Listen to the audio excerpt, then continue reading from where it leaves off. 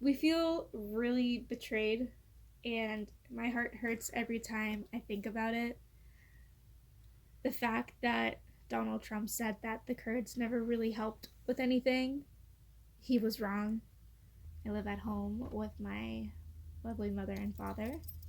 So basically, my dad worked for the US government in Kurdistan, and I think it was George Bush that decided to bring 5,000 Kurdish people that were working for the US government to the US. So, yeah, that's how we came here. My parents, they were with other friends and family that had also came here. So, they kind of just grew up as a community together. My dad worked right away. They went into projects, houses that we all lived in, so we're all close by. They all got jobs and they just slowly worked their way up, and we are here now. So I would say I grew up pretty similar, and I feel like kind of different in their own like quirky ways. Um, for example, we never really celebrated Christmas, but all my friends did. I was pretty happy growing up. Like, I never worried about anything.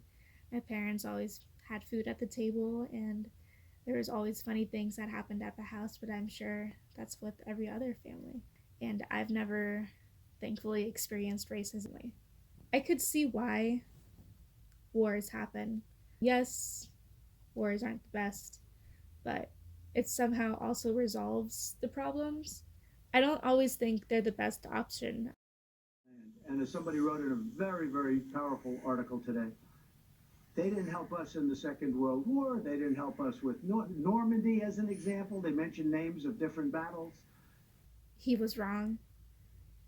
Like, this innocent children and innocent people are being killed every single day.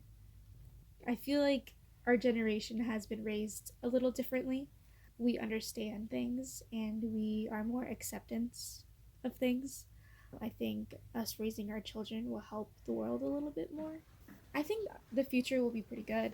As especially being Kurdish, I would be very proud of telling my kids like what had happened and how proud we should be for where we came from and where we are now. Racism, why is that still a thing? Why can't you just look at somebody equally the same you look at yourself? Is it really that hard for you? Why is that a problem? Where other countries, they're dealing with war every day, they're dealing with poverty and starvation. I think the problems we're dealing with now are not that like big compared to what they have. I feel like our problems are easier to resolve than the problems that they have. So I do have hope for the future and having them in a way help change the world, but that's also a lot to ask for. Deep down, I feel like everybody feels that way.